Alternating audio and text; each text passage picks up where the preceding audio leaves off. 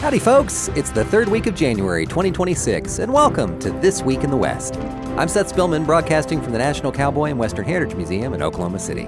On this podcast, we share stories of the people and events that shape the history, art, and culture of the American West, and those still shaping it today. Long before Hollywood had sound, superheroes, or even a clear idea of what a movie could be, one man helped invent the cowboy and the language of film itself.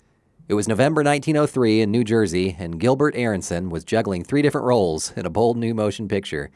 He scowled as an outlaw, danced, and then died as an unlucky passenger gunned down in a groundbreaking Western film.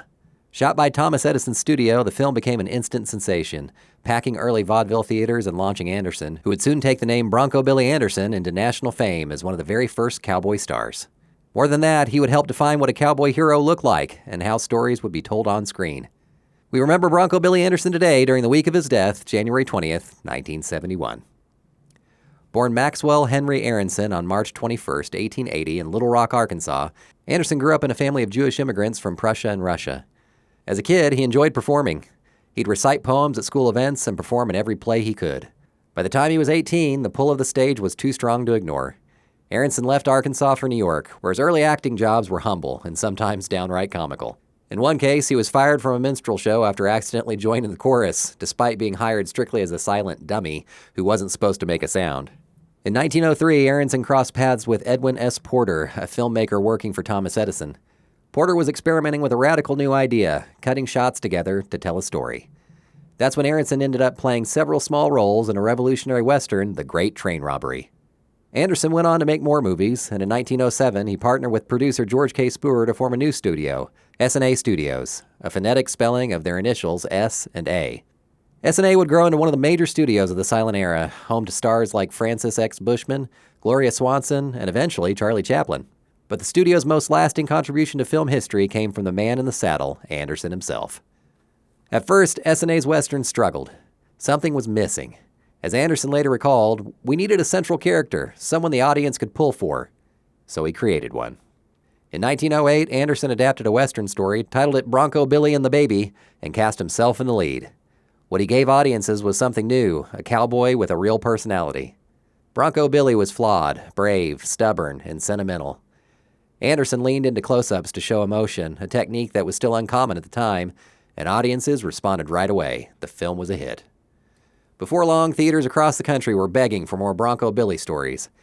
Anderson began turning out Western shorts at a pace that seems impossible today, nearly one every 2 weeks, eventually making 148 Broncho Billy films and hundreds more as a writer, director, and producer. By 1911, his face was everywhere.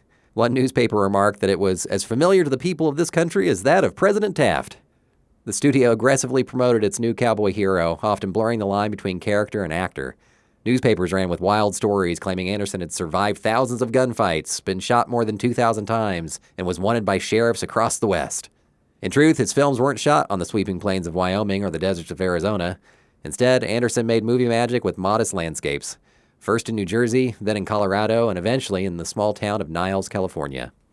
In the process, he helped shape the language of film itself, using long shots, medium shots, close-ups, and reestablishing shots in ways that would soon become industry standards. By 1916, the relentless pace of production had worn him out. Anderson sold his interest in Essanay and walked away from the screen. He tried producing plays on Broadway, then returned briefly to film production, helping launch Stan Laurel's early career, including early screen pairings that would later lead to Laurel and Hardy. For decades, this pioneer of the Western genre lived quietly, largely forgotten by the industry he'd helped shape. Then in 1958, an Associated Press reporter rediscovered him and made the case to the Motion Picture Academy that Anderson deserved recognition. The Academy agreed. At age 78, Gilbert M. Broncho Billy Anderson stepped onto the stage of the Pantages Theater to receive an honorary Academy Award for his pioneering contributions to motion pictures. Betty Davis handed him the Oscar. Anderson, ever humble, said afterward, "It's kind of hard to start a new career at my age, but I might do a few things." He did appear once more on film in a cameo in The Bounty Killer in 1965 before settling into retirement. In 2002, Anderson was inducted into our Hall of Great Western Performers. And with that, the picture fades to black on another episode of This Week in the West. Our show is produced by Chase Spivey and written by Mike Kaler. Follow us and rate us on Apple Podcasts, wherever you hear us. That'll help us reach more people. Come visit us in Oklahoma City. You can now buy tickets online at thecowboy.org/tickets. Got a question or suggestion? Drop us an email at podcast@thecowboy.org.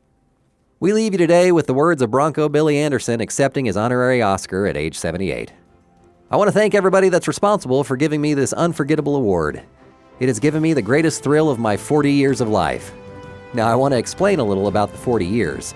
Jack Benny lent me that, and for $1. I got to return it tomorrow. Much obliged for listening, and remember, come find your West here at the National Cowboy and Western Heritage Museum.